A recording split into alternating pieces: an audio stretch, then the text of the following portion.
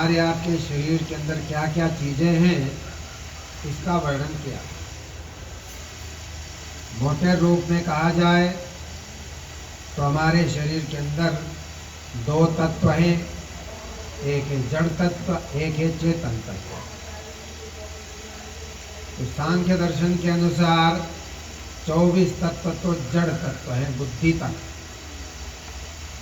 आप प्राकृतिक मटेरियल को सूक्ष्म मानते हो, सूक्ष्म से सूक्ष्म, लेकिन योग में कहते हैं बुद्धि अत्यंत सूक्ष्म है। जितना आपका मैटर है उसका हजारों गुना भाग किया जाए उससे भी ज़्यादा सूक्ष्म है बुद्धि। इंद्रियाणि पराण्याहु इंद्रियेभ्यो परम मना मनसस्तु परा बुद्धि यो बुद्धे परतस्तु सा। भगवान कहते हैं कि हमारा स्थूल शरीर है, इससे हमारी ज्ञान इंद्रियां ज़्यादा ताकतवर है, ज़्यादा सूक्ष्म है, ज़्यादा बलवान है। पराण्याहु दूर है, दूरगामी है इंद्रियों का जो व्यापार है। इंद्रिया ही हमारे ज्ञान के व्यापार के करण है, साधन है। इंद्रियेभ्यो परम मना कहते जो इंद्रियां हैं, 10 इंद्रियां, ज्ञान इंद्रिया, कर्म इंद्रिया, इनसे आगे मन है। वैसे मन को इंद्रियों के साथ ही जोड़ा गया है, एकादश इंद्रियों में ज्ञान भी समाहित है। लेकिन फिर भी क्योंकि मन जो है इनका नेता है, इनको आगे ले जाता है जहाँ उसकी इच्छा होती है। मन की इच्छा से इंद्रियां ये चलती है। जैसे कहते हैं रानी मधुमक्खी जिधर चलती है और मक्खियाँ उसके पीछे पीछे चल देती है, ऐसे ही इस जीव को मन जिधर ले जाए ये हमारी कर्म इंद्रिया ज्ञान इंद्रिया भी उधर ही चल पड़े। तो इंद्रियभ्यो परम मना, इंद्रियों से मन और व्यापक है, सूक्ष्म है। मनसस्तु परा बुद्धि, मन से सूक्ष्म बुद्धि है और प्रकृति का यहाँ अंत है। दर्शन के अनुसार प्रकृति का अंत जो है बुद्धि में है। बुद्धि भी जड़ है जो अपने को नहीं समझती, क्योंकि परिवर्तनशील है, हर क्षण परिवर्तन हो रहा है बुद्धि में भी वृत्तियों में भी। इसलिए अपने स्वरूप को तत्वता बुद्धि भी नहीं जानती, इस कारण से इसको जड़ कहा गया। जो अपने बारे में पूर्णतया ज्ञान नहीं रखे उसको जड़ कहा जाता है। जड़ का मतलब कुछ लोग समझते हैं कि पत्थर आदि जो हिलते डुलते नहीं वही जड़ है, ऐसा नहीं है। चलने फिरने वाले सब ये भी जड़ होते हैं। वनस्पतियाँ भी जड़ की श्रेणी में आते, चलते फिरते ये भी। हमारा शरीर भी चल रहा है, लेकिन इसमें चेतन का संयोग है तभी चल रहा है, नहीं तो ये कुछ भी नहीं। शरीर के होते हुए भी हम कुछ नहीं होते। तो इसलिए मनसस्तु परा बुद्धि, जो मन से बुद्धि परे है और प्रकृति का अवसान बुद्धि में है।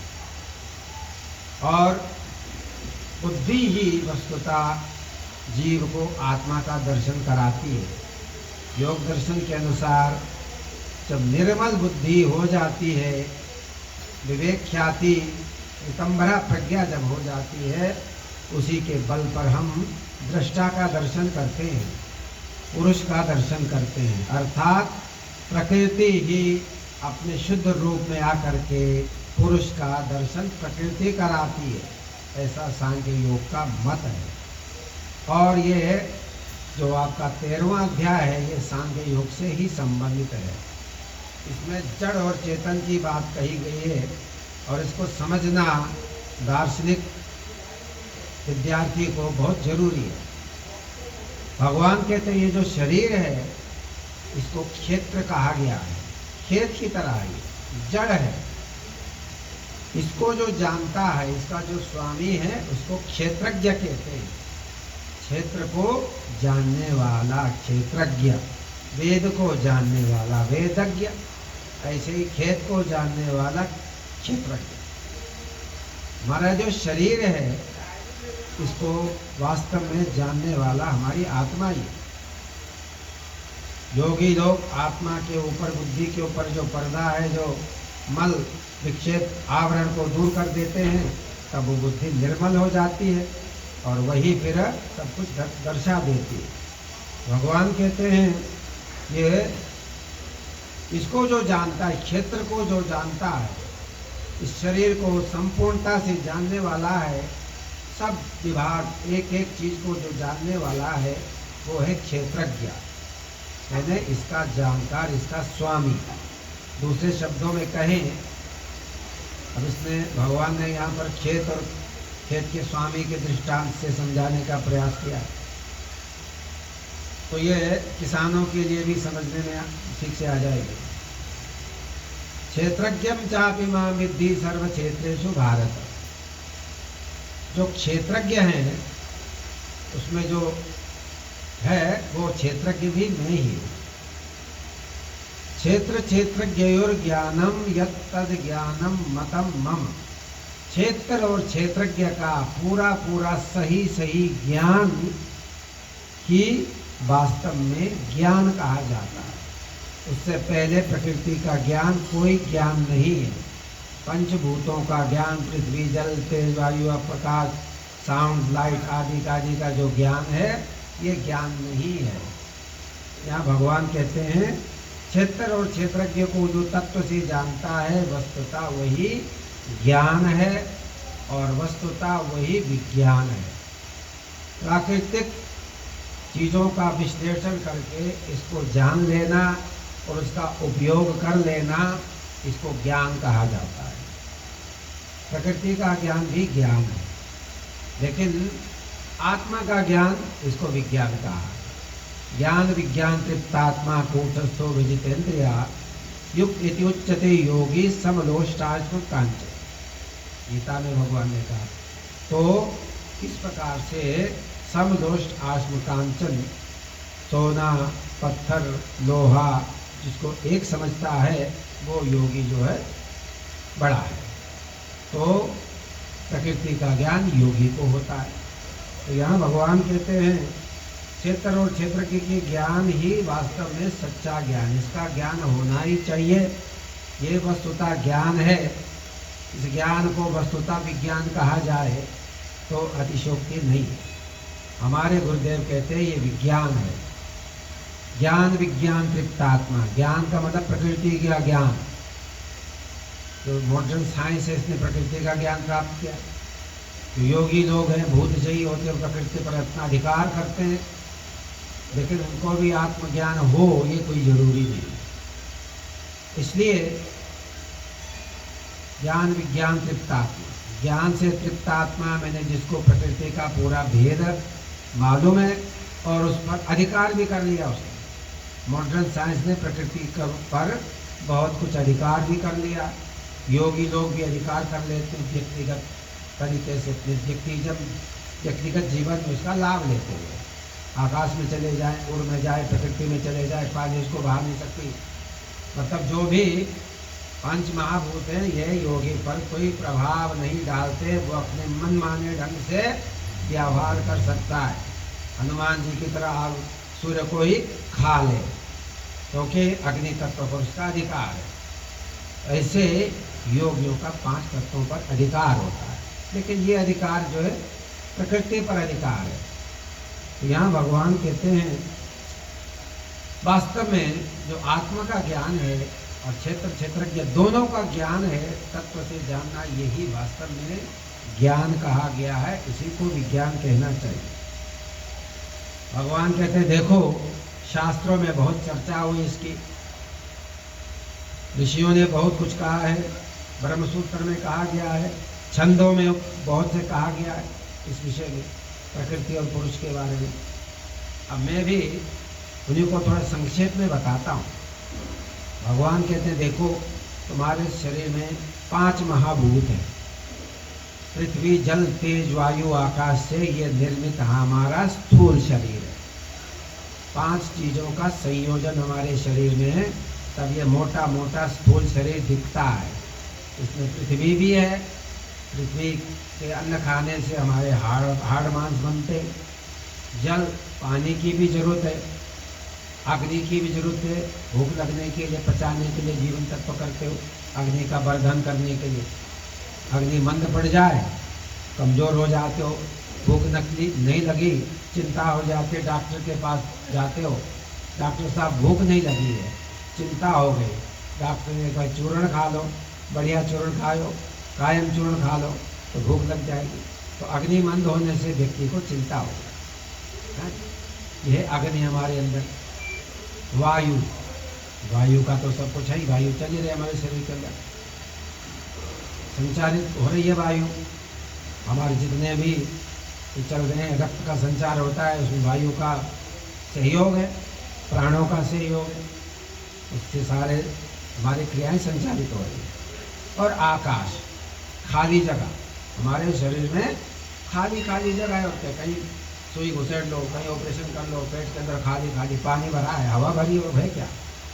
तो पृथ्वी जल तेज वायु आकाश, पांचों तत्व हमारे शरीर में है। ये भगवान कहते पहले 5 तत्व है। फिर अहंकार भी इसमें है, मैं करने वाला हूँ। आप बुद्धि से सोचते हो मैं ये करूँगा, ये होगा, नहीं करूँगा तो नहीं होगा, मैं ही करने वाला हूँ। अहम करोमि इति अहंकारा। अब ये भी 2 प्रकार के हैं, एक तामस अहंकार, एक सात्विक अहंकार। मैं करने वाला हूँ, अच्छा कर्म करने वाला हूँ, भगवान की सहायता से, भगवान ने मुझे शक्ति दी है इसलिए मैं कर रहा हूँ, इसका अपने उद्धार के लिए, समाज के उद्धार के लिए मैं कर रहा हूँ, निमित्त मात्र हो करके। ये अहंकार नहीं है।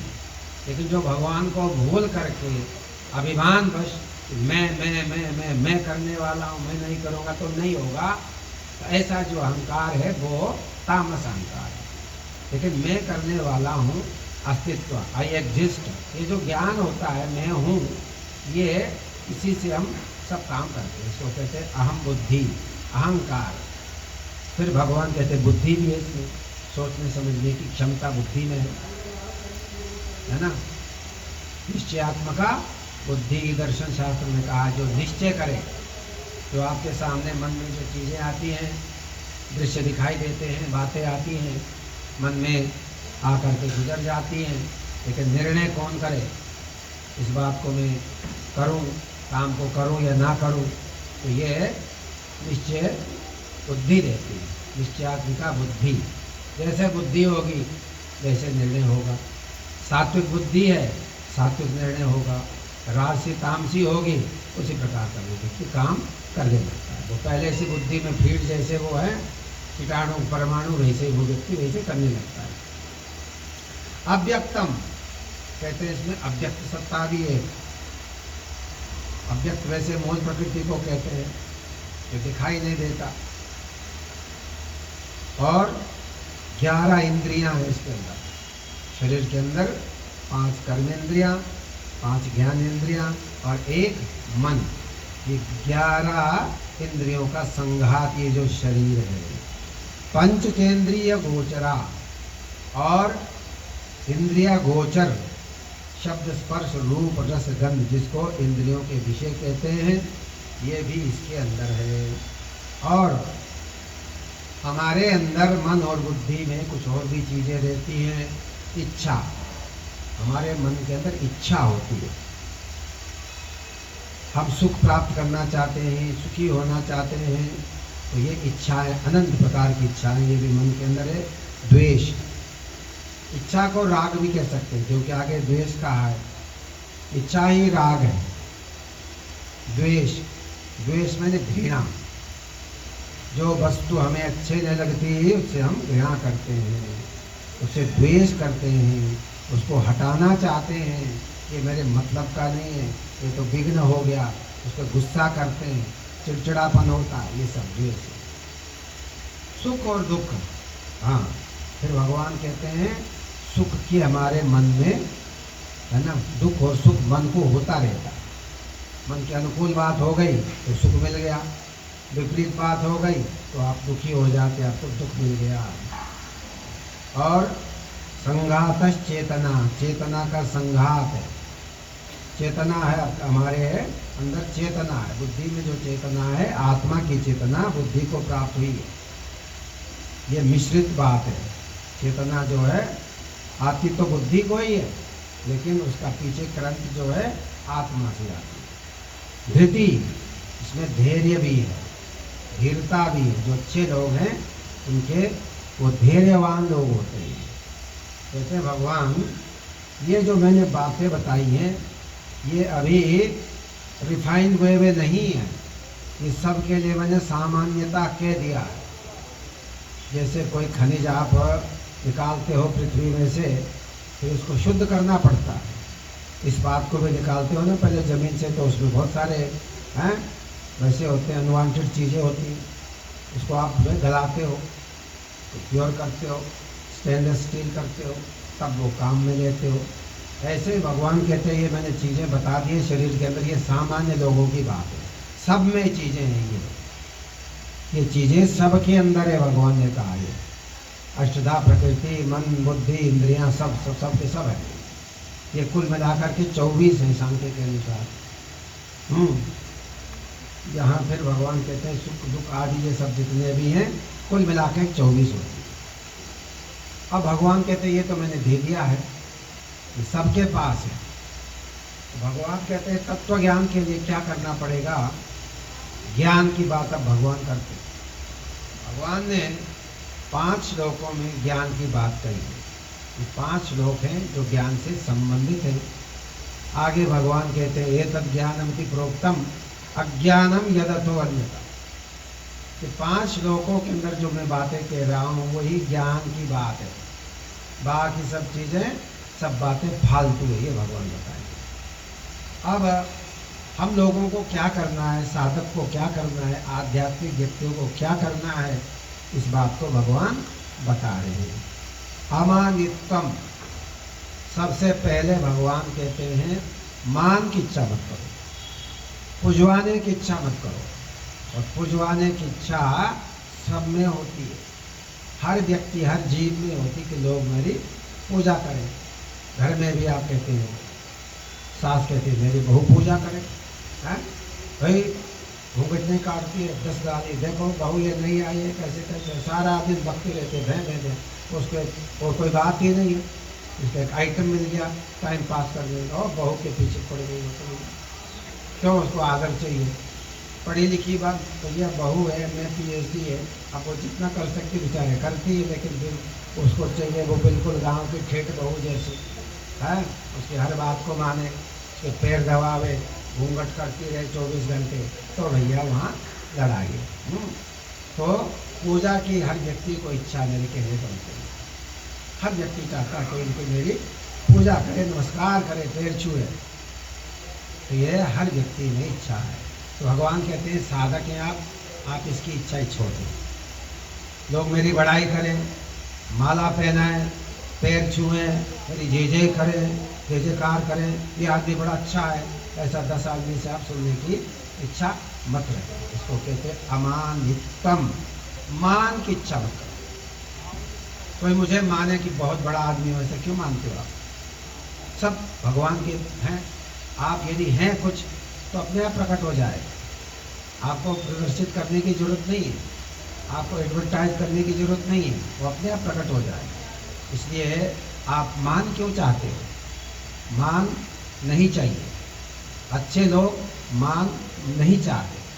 मुझे एक बात याद आई, गुरुदेव कहा करते थे कि शुरू में गोविंद जय जय गोपाल जय जय राधा रमण हरि गोविंद जय जय ब्रह्मचारी गोपालानंद जी ने ये पद बनाया था। 1928-30 की बात है, लाहौर में जब वो रहा करते थे, तो ये गोपालानंद जी का बनाया हुआ है कीर्तन। तो गोविंद जय जय गोपाल जय जय, तो गोपाल, तो वहाँ पर गोपालानंद जी ने कहा इसमें से गोपाल शब्द हटा दो, क्योंकि गोपाल मेरा नाम है, गोविंद जय जय कृपाल जय जय। लेकिन गुरु भाइयों ने कहा भाई क्यों हटाएं, गोपाल तो गोपाल भी है, कृष्ण का नाम भी गोपाल है, तो अपने पे क्यों मान रहा है? तो वो मान गए। तो ये बड़ा कीर्तन बहुत चला, बहुत दिनों तक चला। तो शुरू में कृष्ण का स्वरूप, राम का स्वरूप, शिव का स्वरूप, प्रभु जी का स्वरूप मंडली वाले रखते थे, बहुत मंडलियाँ बन गई लाहौर में, कीर्तन का बड़ा प्रवाह चल पड़ा। और गोपालानंद जी जब कीर्तन करते थे सब लोग समाधिस्थ हो जाते। 24 घंटे का कीर्तन चलता था एक ही लय में। उस लय में लोगों का ध्यान लगता था और बेसुध लोग पड़े रहते थे। तो कुछ दिनों के बाद में अलग अलग मंडलियाँ बन गई, गली गली में मंडली बन गई, कीर्तन मंडलियाँ बन गई। शुरू में प्रभु जी का चित्र रखते थे, बाद में लोगों ने चित्र रखना छोड़ दिया। तो किसी ने शिकायत करी प्रभु जी से कि प्रभु जी पहले तो आपका स्वरूप रखते थे, अब लोगों ने स्वरूप रखना ही बंद कर दिया आपका। प्रभु जी ने कहा अच्छा है, मेरा स्वरूप रखना भी नहीं चाहिए, मेरा स्वरूप रखना भी नहीं चाहिए, भगवान का ही स्वरूप होना चाहिए। मैंने कहा गणपति बप्पा का लाना पर ये लौटा लाया नहीं आज तक भी है। स्वरूप कहा था ना मैंने। ये लोग कहेंगे क्या है, ये मंदिर पता नहीं किसका है, सनातनियों का है, निराकारियों का है, साकारियों का है। मंदिर में भगवान की पूजा रख लो, स्वरूप रख दो, तो लोगों को लगता है हाँ सनातनी लोग हैं ये लगता है। इसलिए मैंने कहा था गणपति बप्पा का स्वरूप लाना पड़ेगा, भूल गया लल्लू। तो प्रभु जी ने कहा नहीं, मेरा स्वरूप नहीं रखते अच्छी बात, मेरा स्वरूप रखना भी नहीं चाहिए। तो इसको कहते अमानी। अमानी मादरा मान्यो है ना, विष्णु सहस्त्र नाम है। भगवान जो है अमानी रहते हैं, क्योंकि कोई गुणगान करे, जय जयकार करे, भगवान को नहीं पसंद। लेकिन अपने भक्तों को मान देते हैं। थोड़ा सा भी उसका भक्त अच्छा लगे उसको, उसकी बहुत बड़ी बड़ाई करते हैं, ये मेरा भक्त है, ये मेरा ऐसा है, ऐसा है, ऐसा। भगवान कहते हैं पहले अपने को मान की इच्छा मन से निकाल लीजिए। अदम्भित्वम कहते हैं ढोंग नहीं करना है, कभी पाखंड नहीं करना है। जैसे हम हैं बल्कि उससे भी छुपा के रखो अपने। भगवान तो सब जानता है, जो आपके सद्गुण हैं वो अपने आप प्रकट होंगे। वो तो मुक्ति देने वाले, वो गुण आपको मुक्ति देंगे। उसकी कीमत भगवान जानते हैं, गुरु जानता है। दुनिया के लोग आपके गुण को नहीं जानेंगे, इसलिए आप पाखंड क्यों करते हो, दिखाओ मत। इसलिए भगवान कहते हैं दंभ मत करो, पाखंड मत करो, जैसा आप हैं वैसे बने रहो, और इससे भी बल्कि छुपा के रखो। नाम प्रकाशा सर्वस्व योग माया समावृत। भगवान कहते हैं मैं सब कुछ करने वाला हूँ, लेकिन मैं तो अपने को छुपा के रखता हूँ, नहीं तो मेरी तो ऐसी तैसी हो जाएगी कि भगवान है। विद्यार्थी कहेगा मुझे पास कर दो, एक कहेगा मुझे फौज में कर दो, मुझे पुलिस कर दो, आप भगवान है। भगवान तो बहुत संकट में पड़ जाएंगे, कोई काम करेगा ही नहीं, भगवान के पैर पकड़ेंगे। गुरु जी मुझे काम ये करा ही दो आप तो। लोग चले आते हैं गुरु जी आपकी बात तो मेरे ये काम करा ही दो।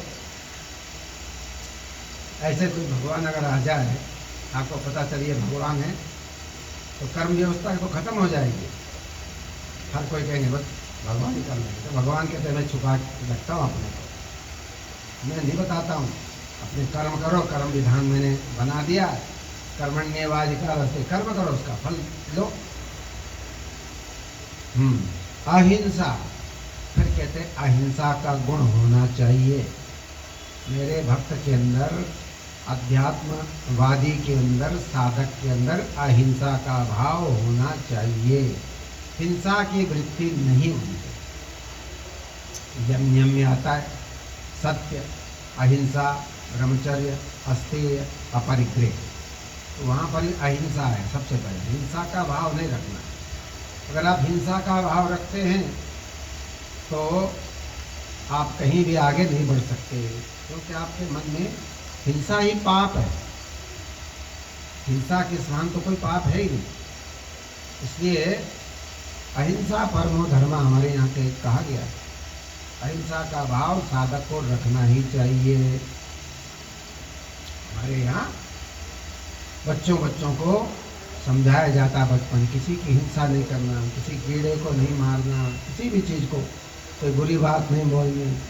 हाँ, बापूजी ने कहा भैया 5 बंदर बना दिए, बुरी बात मत सुनो, बुरी बात मत देखो और बुरी बात मत कहो। तो ये हमारे लिए उपदेश है, यानी बुरी बात न कहें हम किसी से, कटु वचन न कहे और बुरी बात भी न सुने। सारा दिन ठोसे रखते हो मोबाइल के क्या क्या वो। अरे भगवान का भजन करो, पढ़ाई करो, बस यूँ करके पता ही नहीं क्या। अजीब दुनिया हो गई है। दुनिया बताइए आगे चल के क्या होगा।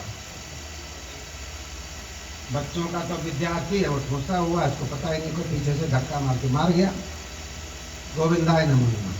तो सुनाई नहीं दे रहा है पीछे से कौन चल रहा है, हॉर्न बज रहा है, क्या हो रहा है। तो यह है सुन रहा है अपनी मस्ती में मस्त, कहने को विद्यार्थी। तो यहाँ भगवान कहते हैं अहिंसा, मैंने किसी की हिंसा नहीं करना, मनसा वाचा कर्मणा, किसी को दुख नहीं देना। शांति, फिर कहते हैं उसके मन में शांति भी होनी चाहिए। शांति आएगी भगवान का भजन करने से, भगवान का गुणानुवाद करने से, अपने अस्तित्व को पहचानने से। मैं आत्मा हूँ, मैं शरीर नहीं हूँ, मेरे अंदर तो भगवान रहते हैं, जिसको आत्मा कहते हैं, जिसको हम इष्ट कहते हैं, जिसको परमेश्वर कहते हैं। इसी नाम से पुकारो, वो हमारे अंदर वो चेतन शक्ति है। इसका हमें आभास रहना चाहिए, इससे आएगी शांति। फिर भगवान कहते हैं आर्जवम होना भी चाहिए, आर्जवम का गुण होना चाहिए, ऋजुता, वक्र रेखा और सरल रेखा, सरलता को कहते हैं आर्जवता। ऋजु शब्द से आर्जव शब्द बना है संस्कृत व्याकरण में। ऋजु, री का आर हो गया, गुण हो गया, वृद्धि हो गई, री का आर हो गया, ऋजुत्वम, आर्जवम। आगे भगवान कहते हैं आचार्योपासनम, गुरुदेव की उपासना भी करनी चाहिए। जिससे आपने विद्या ली है, विद्या ले रहे हो जिससे, उसकी उपासना करनी चाहिए। अब उपासना के बहुत लंबा विस्तार है। ये नहीं कि बस गुरुवार को गुरु जी के ओम कर दिया, गुरुदेव नमो, गुरुदेव नमो नमो, बाकी कुछ बात नहीं माननी है। गुरु जी ने जो आज्ञा दी उसको तो हम माने नहीं, बस थोड़ा सा नमो नमो गुरु जी की कर दे, बस हो गया। नहीं, गुरु जी तो कहते हैं मंत्र का जप करो, 2 घंटे मंत्र का जप करो, ध्यान करो, सही रास्ते पर चलो, गीता का पाठ करो। यह है आचार्य की उपासना। हमारे गुरुदेव कहते हैं ये नहीं कि गुरु के पास बैठ जाओ, थोड़ा सा पैर पुर दबा दो, गुरु जी के खाट पकड़ के बैठे रहो। ये आचार्य की उपासना नहीं है। गुरुदेव जैसा चाहते हैं, जैसा कहते हैं वैसा हम करें, गुरुदेव के इच्छा अनुसार हम चले, इसी को कहते हैं आचार्योपासनम, आचार्य की उपासना। आचार्य की आज्ञा में रहना, उनकी इच्छा के अनुसार अपने जीवन को चलाना। शौचम, भगवान कहते हैं शुद्धि भी रखनी चाहिए। मन को, शरीर को, आत्मा को, सबको हम शुद्ध रखें। बाहरी शुद्धि पहले जरूरी है। बाहर से शुद्ध रहेंगे फिर हमारे विचार भी शुद्ध रहेंगे, मन भी शुद्ध रहेगा। जब हम बाहर से मलिन हैं, गंदे हैं, नहाते नहीं, धोते नहीं, किसी प्रकार की शुद्धि नहीं रखते, इससे हम बीमार हो जाते हैं। हाइजीनिक हमारी कोई वो नहीं है, विचार नहीं है, तो आदमी तमोगुणी होता है। तमोगुणी होने से उसके विचार भी फिर उसी प्रकार के होते हैं, हिंसक जीव हो जाता है, हिंसक विचार उसके होते हैं। भगवान कहते हैं शौचम, शुद्धि रखिए, मन की भी, विचारों की, शरीर की, कपड़ों की। स्थैर्यम, भगवान कहते हैं स्थिरता होनी चाहिए। स्थिर मैंने स्टेडीनेस। भगवान ने उद्धव को उपदेश दिया जाते वक्त, तो भगवान जा रहे थे पृथ्वी लोक से। उद्धव ने कहा महाराज मैं कैसे रहूँगा, आप तो जा रहे हो। भगवान ने एकादश स्कंद में बहुत लंबा उपदेश दिया।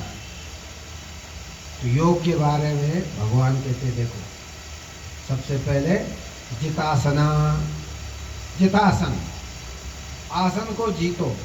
मैंने स्थिरता शरीर में होनी चाहिए। 3 घंटे 36 मिनट बैठने की, बिना हिले डुले बैठने की क्षमता जब हो जाती है, उसको कहते हैं आसन सिद्धि। आसन सिद्ध हो गया। 3.5 घंटे जो बिना हिले डुले आराम से बैठ ले, उसको कहते हैं इसका आसन सिद्ध हो गया। तो वही भगवान कहते हैं उद्धव को जितासना।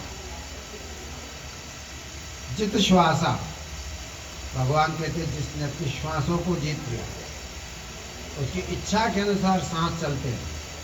उसकी इच्छा होती है कि मैं सांस को रोक दूं, तो उसकी सांस रोक रखा है, 10-10 मिनट रोक रखा है। तो पावर है उसके, श्वास उसकी इच्छा के अनुसार चल रहे हैं। उसको कहते हैं जित श्वासा। तो प्राणायाम का अभ्यास करेगा वही ऐसा कर सकता है, एक दिन का विषय तो नहीं है ये। कि धीरे धीरे जो प्राणों को कंट्रोल में करने की क्षमता रखता है, जब प्राण कंट्रोल में होते मन भी कंट्रोल में हो जाता है। इसलिए भगवान कहते हैं उद्धव से जितासना, सबसे पहले आसन को जीतो, स्थिरता, आसन को स्थिर करो। जित श्वासा, श्वास को जीतो, अपने कंट्रोल में रखो श्वास को। हम चाहते हैं तो सांस लें, नहीं चाहते तो सांस ना लें, हमें कोई परेशानी ना हो।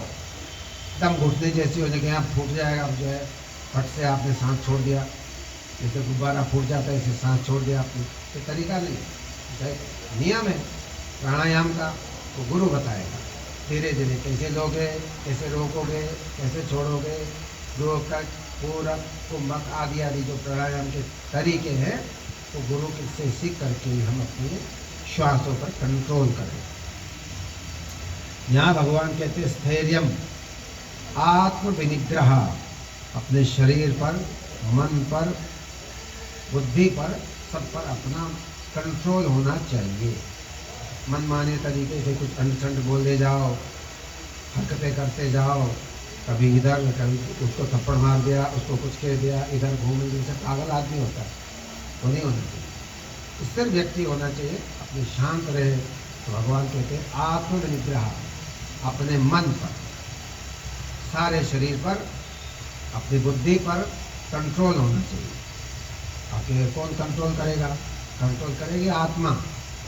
आपके अंदर जो आत्मा है, आत्म तत्व है, वो कंट्रोल करे। आपके पास दो चीज़ें, तो शरारती है, ठीक है, दो चीज़ें आपके अंदर काम कर रही है।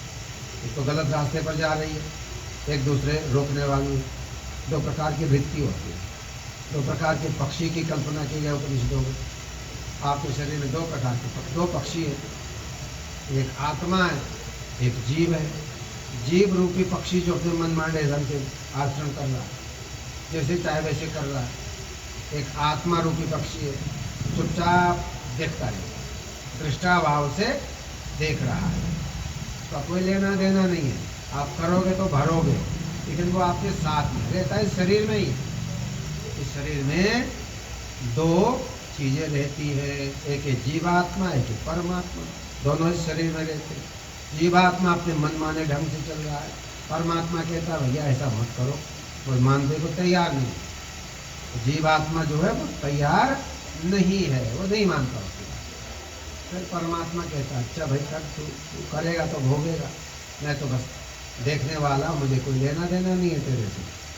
तो यहाँ भगवान कहते हैं आत्म विनिग्रह, अपने पर कंट्रोल करना चाहिए। भगवान का सहारा लो, भगवान ने गलत रास्ते पर न जाऊँ, भगवान को पुकारो, मुझे सद्बुद्धि दीजिए, मुझे ठीक ठीक निर्णय करने की शक्ति आप दीजिए, और फिर अपने मन, बुद्धि, इंद्रियों पर आप अपना कंट्रोल रखिए, है ना। आपके अंदर दोनों चीज़ें हैं।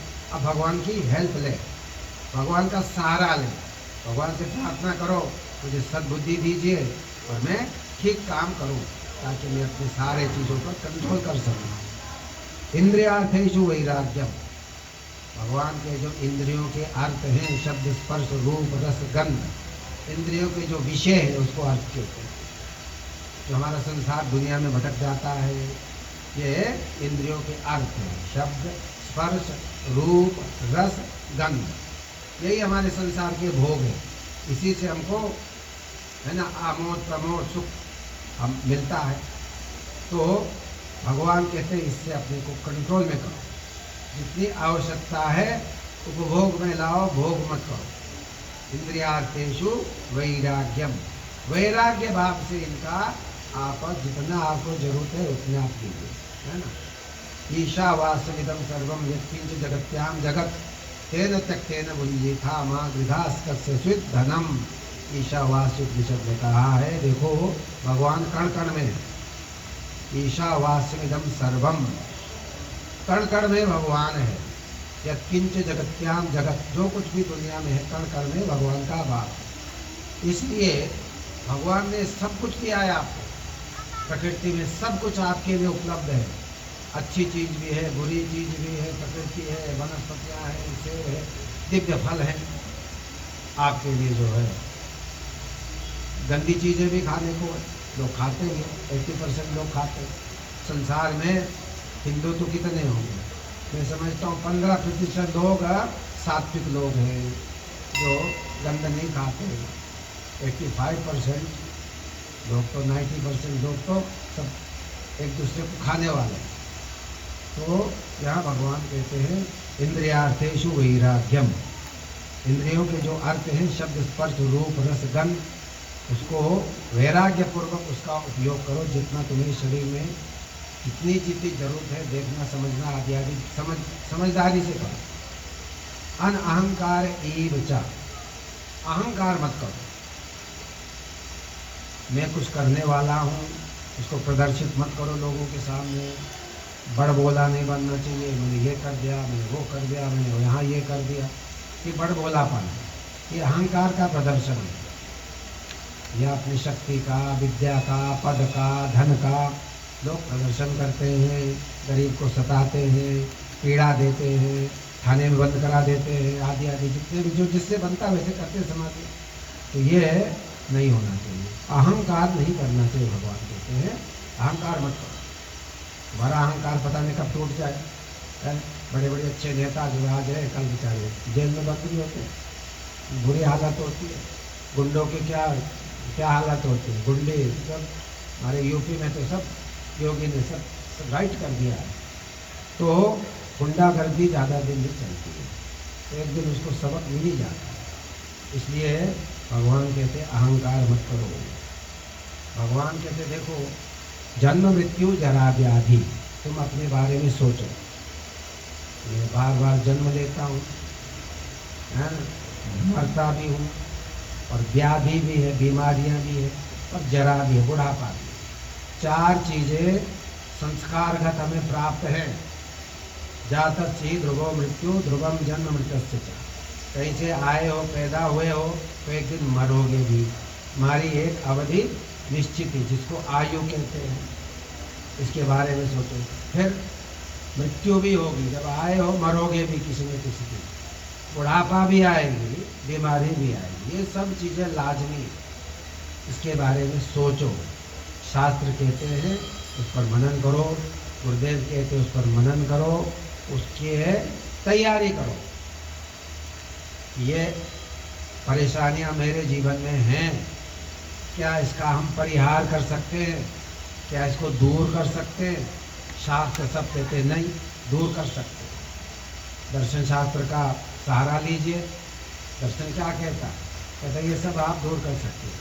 भगवान कहते हैं मेरी भक्ति करो, जन्म जरा दुखे विमुक्तो अमृतम अश्नुते, कहते हैं जरा व्याधि से मुक्त होकर के तुम अमृत पद को प्राप्त होगे यदि मेरी भक्ति करोगे।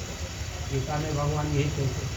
तो कहने का मतलब यह भगवान कहते हैं जन्म मृत्यु जरा व्याधि रूपी जो दुख है उसका निरंतर जो है उसके बारे में सोचो, उसका ये दोष है इसका अनुदर्शन करो, यानी इसको समझने की कोशिश करो, इसको मिटाने की कोशिश करो कि दोबारा मेरा जन्म ना हो।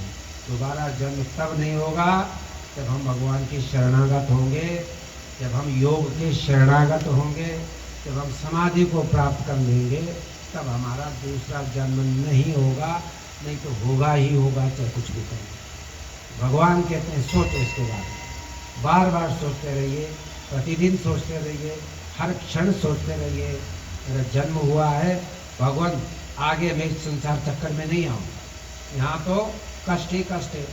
सर्वमेव दुखम विवेकिना, योगी लोग कहते हैं चाहे कुछ करो, दुनिया में आने पर हर कोई परेशान ही रहता।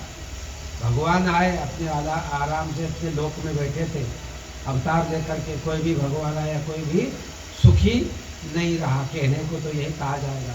अब भगवान को सुख दुख लगता हो ना लगता हो तो भगवान जाने, लेकिन इतिहास की दृष्टि से देखें, संसार की उससे देखें तो भगवान भी सब यहाँ करके परेशानी है। संस्कार बना उनको। अभी भगवान का भी संस्कार बनता है, ऋषि शाप दे तो संस्कार, आपस में महाबली लोग संकल्प कर लें वो भी संस्कार है। तो दुनिया में आने पर ये राग द्वेष का चक्कर तो बनेगा ही बनेगा, चाहे वो भगवान हो चाहे कोई और हो। तो यहाँ पर आने पर गड़बड़ है, इसलिए योगी लोग तो आते ही नहीं, तो अपनी मस्ती में रहते हैं, लेकिन मुक्त हो गए, प्रकृति से दूर हो गए, कैवल्य की स्थिति में हम आ गए। और हमें ना आना है न जाना है, अपने में आप समाना है। वेदांत की दृष्टि में अपनी आत्मा में वो कर्म बंधन से मुक्त हो गए, कर्म बंधन को उन्होंने कर्म के बीज को ही जला दिया। अब उनका जन्म लेना जरूरी नहीं है, अपनी इच्छा से जन्म ले लो, उपकार करने के लिए, उद्धार करने के लिए, वो बात अलग है, लेकिन उनको जन्म लेना जरूरी नहीं होता। तत्व ज्ञानी है, आत्मदर्शन कर लिया उन्होंने, अब उनको नहीं आना है। भगवान कहते हैं बार बार बार इस विषय में सोचते रहो, और ये जो बीमारियां हैं इसको दूर करने का प्रयास करो। पुनरपि जननम पुनरपि मरणम पुनरपि जननी जन चक्षे शयनम भज गोविंदम भज गोविंदम गोविंदम भज गोविंदम। आदि गुरु शंकराचार्य जी देखो बार बार देखो मनुष्य जन्म लेता है, कष्ट ही कष्ट पाता है, इसलिए विचार करना चाहिए, दोबारा नहीं आओ इस दुनिया में। तो साधना करते हैं, भक्ति करते हैं, क्यों करते हैं? इसीलिए कि हमारा दोबारा यहाँ आना ना। भगवान प्रतिज्ञा करते हैं यदि मेरी भक्ति करोगे, यद्गत्वा निर्वर्तन्ते तद्धाम परमम मम, जहाँ जा करके जीव को लौटना नहीं पड़ता वो मेरा परम धाम है। तो वेदेषु यज्ञेषु तपस्सु चैव दानेषु यत् पुण्यफलं प्रदिष्टम् अत्येति तत्सर्वमिदं विदित्वा योगी परम स्थानम उपैति चाद्यम। भगवान कहते हैं ये जो 4-5 जो तरीके हैं धर्म के, इससे तो स्वर्ग तक ही पहुंचा जा सकता है, लेकिन मुझ तक पहुंचने का मार्ग है योग। योगी परम स्थानम उपैति, योगी ही मेरे परम स्थान तक, परम धाम तक पहुंचता है। और मेरा परम धाम क्या है? वो आदि स्थान है परमात्मा का। तो वहाँ पर जा करके फिर जीव को लौटना नहीं पड़ता। बार बार भगवान ने ये कहा है कि मेरी भक्ति करो, योग अभ्यास करो, समाधि का अभ्यास करो, अपने कर्मों को मुझ में अर्पित करो, तो इस प्रकार से तुम्हारी मुक्ति होगी, ये ऐसा भगवान ने कहा। आगे भगवान कहते हैं असक्तिर अनभिष्वंगा पुत्रदार गृहादिशु। और ये बात थोड़ी सी कड़वी लगती है गृहस्थ समाज को। भगवान कहते हैं पुत्रदार गृह, पुत्र पौत्र के में ज़्यादा शक्ति नहीं रखनी चाहिए। ठीक है, अपना कर्तव्य पूरा करो, इसमें कोई बुराई नहीं है। अब आप बूढ़े हो गए हो, 60 साल के ऊपर हो गए, अब तो अपने विचार, अपने बारे में सोचना शुरू कर दो। अब बेटे पोते तो अपना सेट हो गए, उनको पापा से ज़्यादा मतलब नहीं है। रजिस्ट्री और कर दो, लिख दो जो भी प्रॉपर्टी वो और लिख दो, तब उनको तसल्ली हो जाते बेटों को। अब तो कहते हैं पापा जी चले जाओ ऋषिकेश, तो बूढ़े हो गए हो, यहाँ परेशानी, कमरा खाली तो हो ही जाएगा, है। तो इसलिए समझदार व्यक्ति को अपना रास्ता चुन लेना चाहिए, देख लेना चाहिए। भजन करने का एक तरीका उसको ढूंढना चाहिए, कहाँ रहूँगा, कैसे रहूँगा, आदि आदि सोचना, क्योंकि समय बड़ा खराब है। तो पुत्र में हमारी अत्यंत आसक्ति होती है। भगवान कहते आसक्ति कम कर दोगे। अनभिष्वंगा, आसक्ति नहीं रखो इसके में। पुत्र दार, पत्नी में, अब कहिए कैसी होगा भैया, तो इस बात को तो भाई थोड़ा सा कठिन काम है। और धीरे धीरे मन हटाओ। कबीर की पत्नी बड़ी कुटिल थी, बहुत बेकार थी, कबीर को रोज गाली देती थी। तो कबीर ने कहा चलो अच्छी बात है, कम से कम इसका मेरा संस्कार अब खत्म हो गया है। तो ऐसी पत्नी मिल जाए तो कबीर तो अपने आप बैरागी हो जाए। आपको भी ऐसी पत्नी भगवान न करे न मिले, और अगर मिल जाए तो अपना सौभाग्य समझो भैया, क्या करोगे? पत्नी रोज गाली देते, आपको चाहती नहीं है, तो क्या करोगे? अब तो भक्ति करो, भगवान ने आपको एक बहाना दे दिया। हाँ, दार यानी स्त्री, स्त्री के प्रति, स्त्री से भी कहते हैं मोह थोड़ा थोड़ा हटाइए। अगर स्त्री भी भगवान का भजन करती है तब तो ठीक है, आपके अनुकूल है, लेकिन जो आपके विपरीत है उससे मुंह मोड़ने में ही लाभ है। पुरुष की भी यही बात है, या स्त्री की बात नहीं है। हाँ, पुत्र भी कहा है ना, पुत्र तो उसका लड़का ही तो है, उससे भी अपने को हटाओ। और घर भी तो कहा है, गृह घर में आ सकती है। एक मकान बनाया तसल्ली नहीं हुई, 2 मकान बनाया तसल्ली नहीं हुई, तो मकान ही बनाता रहा और चला गया अंत में। तो भगवान कहते हैं भैया मेरे लिए भी कुछ समय निकालो, अपने कल्याण के लिए, अपने आत्मशोधन के लिए भी कुछ समय निकालो, आत्म साक्षात्कार के लिए भी कुछ समय निकालो।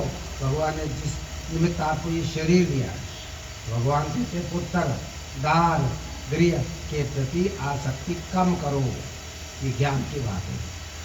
नित्यम च समचित्तत्वम इष्टानिष्टोपपत्तिषु, आपके जीवन में इष्ट बात, अच्छी बात हो जाए या कोई बुरी बात हो जाए, दोनों अवस्था में अपने चित्त को समता अवस्था में रखिए। अनुकूल परिस्थिति हो विपरीत परिस्थिति हो, दोनों परिस्थितियों में अपने मन को संभाल करके रखो। उसी को कहते हैं नित्यम च समचित्तत्वम, है ना, बैलेंस्ड रखो, डामाडोल मत होने दो। जैसे पहले रखते थे वैसे रखो। आपके प्रतिकूल बात हो गई, नुकसान हो गया, आप कहीं पर हार गए, तो भी अपने मन को छोटा मत होने दो। और आपको बहुत उपलब्धि हो गई, बहुत कुछ प्राप्त कर लिया, तो उछलो कूदो नहीं। उसको कहते हैं चित्त की समतावस्था। इष्ट और अनिष्ट, अनुकूल प्रतिकूल परिस्थिति में अपने मन को एक जैसा रखो। ये बहुत बड़ी साधना है। और भगवान कहते हैं ये ज्ञान की बात है। आप ज्ञानी यदि ऐसा कर पाते हो तो। मयि चानन्य योगे न भक्तिरव्यभिचारिणी, कहते अव्यभिचारी भक्ति से मेरा अनन्य चिंतन करने वाला मेरा भक्त है, वो साधक है। अव्यभिचारिणी भक्ति का हुआ यानी ऐसी भक्ति जो अटल भक्ति हो, आप अपने इष्ट को बदलते नहीं हो। हम लोगों में कमी ये होती है मानव में कि बदलता रहता है, इष्ट को बदल देता है। इस दिन किसी की पूजा करी फिर छोड़ दिया, फिर और की करी, फिर तीसरे की करी, फिर चौथे की करी। एक गुरु के पास गए, उससे तसल्ली नहीं हुई, दूसरे गुरु के पास गए, उससे तसल्ली नहीं हुई, जिसका बड़ा नाम है उस गुरु के पास गए, तसल्ली उसको कहीं भी नहीं हुई। तो मुझे एक बात याद आती है, हमारे ऋषिकेश के पास में दुकान थी लाला जी की, तो 10-12 गुरु बना रखे।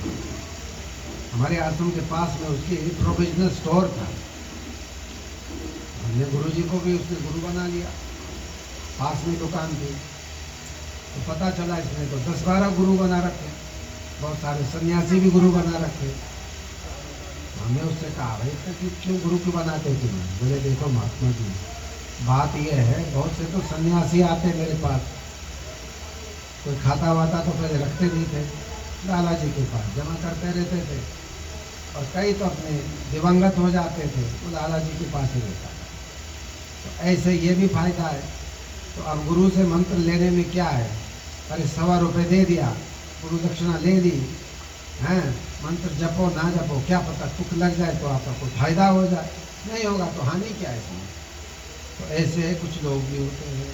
तो समाज में हम लोगों में भी बहुत सारे ऐसे लोग हैं जिनको एक बात पर तसल्ली नहीं होती, एक साधना पद्धति से उनका मन नहीं भरता, मंत्र पर विश्वास नहीं होता, एक इष्ट पर विश्वास नहीं होता, गुरु पर विश्वास नहीं होता, तो वो जगह जगह बदलते रहते हैं, अपनी निष्ठा को बदलते रहते हैं। तो भगवान कहते हैं अनन्य योग से मेरी भक्ति करना चाहिए। तो कहते हैं ज्ञान मार्ग, कहते हैं अव्यभिचारी भक्ति से मेरा चिंतन करे, अनन्य योग से मेरा चिंतन करे, अव्यभिचारी भक्ति से, अटल भक्ति से, एक ही इष्ट रखे, उसी को सर्वोपरि माने, यही सबसे बड़े हैं, ये मेरे सर्वप्रिय भगवान है, उसको कहते हैं इष्ट, फेवरेट। तो भगवान एक ही होने चाहिए। ठीक है, भगवान के सब रूप है, किसी को छोटा बड़ा मत समझो, लेकिन फिर भी एक सुप्रीम तो मनाना ही पड़ेगा आपको। जो गुरु के शिष्य हैं वो अपने गुरु को मन नाथ जगन्नाथा मद गुरु जगत गुरु ममात्मा सर्वभूतात्मा तस्मै श्री गुरुवे नमः।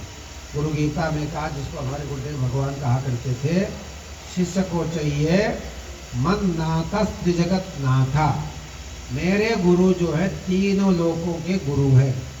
मत गुरु त्रिजगत गुरु, मेरे गुरु तीनों लोकों के गुरु है। ऐसा भावना रखे, फिर इधर उधर भटकेगा नहीं। ममात्मा सर्वभूतात्मा, सर्वभूतात्मा, मेरी जो आत्मा है सब प्राणियों की आत्मा भी वही है। तस्मै श्री गुरुवे नमः। तो कहने का मतलब है, अब ये विचारणी भक्ति की बात भगवान कहते हैं, अटल भक्ति एक में ही रखे तो वो सफल होगा। अगर वो अपने विचारों को, निष्ठा को बदलता रहेगा तो धोबी का कुत्ता न घर का ना घाट का, कहीं का भी नहीं रहेगा। क्योंकि भगवान भी कहता है फर्जी आदमी है ये दिखावा करता है। भगवान तो सब अंदर बाहर सब देख रहे हैं, भगवान को सब पता है। भगवान को थोड़ी चलाओगे आप, जो सारी सृष्टि को चला रहे उसको हम नहीं चला सकते। इसलिए भगवान कहते हैं अव्यभिचारिणी भक्ति से जो मेरा चिंतन करता है वो ज्ञान का सहारा लेता है। ये ज्ञान की बात है। विविक्त देश से वित्तम, कहते एकांत स्थान पे बैठ करके साधना करनी चाहिए। विविक्त में एकांत, विरक्त, विभक्त देश का सेवन करना चाहिए।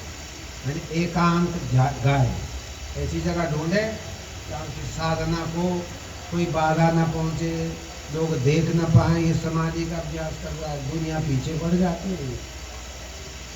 थोड़ा सा भी आप भजन, आपका भजन तो हो नहीं रहा, लेकिन आप तो बैठे हो, 10 आदमी आपको देख रहे हैं, आपकी मानो चल रही है, अरे बड़ा भजन ही है, देखो चलो अपनी मनोकामना को बाबा जी के पास जाते, पैर छूते, विनय करेंगे, मेरा काम हल हो जाएगा, मेरा मुकदमा छूट जाए, मेरी लड़की की शादी हो जाए, मेरा घर बन जाए। इसमें दुनिया भर के लोगों के अपने होती है कहानी, तो लोग पीछे पड़ जाए। भगवान कहते भैया कमरा बंद करके भजन करो। विविक्त देश से वित्तम, जहाँ कोई आपको देखे ही नहीं, आप क्या करें। चलो ये कह गए सोता रहता, चलो सोता रहता है, कहो क्या हो गया, आप तो इतना भजन कर रहे हो ना। अगर आपको लोगों को पता चले बड़ा भजन करता है, आपके पीछे पड़ जाएंगे लोग, निश्चित बात। मुझे वो बात याद आई ऋषिकेश की अपनी। मैं ऋषिकेश में रहा करता था, लंबी लंबी मोटी मोटी जटाएं थी, नंगे पैर थे, पूरनचंद जी के स्टाइल में। तो मैं देहरादून से बस अड्डे की तरफ आ रहा, युवावस्था थी, 25-26 वर्ष का। तो एक लड़का सा आया, बाबा जी बैठ जाओ। मैंने कहा नहीं, मुझे आदत है 2-4 किलोमीटर में चल लेता हूँ, बस अड्डा नज़दीक में जा रहा हूँ। नहीं बैठो। तो स्कूटर रोक दिया भैया, आप बैठिए बैठिए बैठिए बाबा जी बैठिए। अरे मैंने कहा भाई मैं चला जाऊँगा, मेरी आदत है। नहीं, उसने ज़बरदस्ती बैठा दी। 2 किलोमीटर करीब रहा होगा बस अड्डा। थोड़ी देर में बाबा जी तो नंबर बताओ। उनका नंबर क्या होता है, मैं समझ गया क्या चाह रहा है, तो लॉटरी का नंबर चाहिए। बाबा जी को नंबर बताओ। उनका क्या होता है नंबर? अरे कुछ अपने मुंह से कुछ बोल दीजिए, कुछ संख्या बोल दीजिए। मैंने कहा मैं अनपढ़ आदमी हूँ भैया, पढ़ा लिखा होता काहे को पैदल चलता, मैं रिक्शे में नहीं चलता, मैं तो वैसे ही आदमी हूँ, अनपढ़ हूँ, मैं पढ़ा लिखा नहीं हूँ। नहीं आप कुछ भी निकाल लो मुझसे, 1 से 9 तक कोई भी संख्या बोल दो आप, 1 बोल दो, 2 बोल दो, 3, बस मुँह से कुछ निकालो। मुझे भी हट था, मैंने कहा कुछ नहीं बोलना मुझे। तो सारे रास्ते मेरे पीछे लगा रहा, अंत में निराश होकर के छोड़ तो दिया उसने, लेकिन वो निराश हो। तो ऐसे लोग भी होते हैं जिनको नंबर चाहिए, तो वो पीछे पड़ जाएंगे, और कई बार लोगों की हत्या भी हो जाती। एक मौनी बाबा थे नीलकंठ के रास्ते पर, रास्ते से थोड़ा दूर रहते थे। एक आध का किसी नंबर बता दिया बाबा ने, मुँह से कोई निकल गई बात, किसी के लौट से निकल गई। अब ये हो गया कि वो मौनी बाबा है ना, वो जो है नंबर बता दिया। बहुत लोग जाने लगे, कुछ लोग और भी गए, कुछ लोग ऐसे गुंडे चले गए, बाबा जी नंबर बताओ।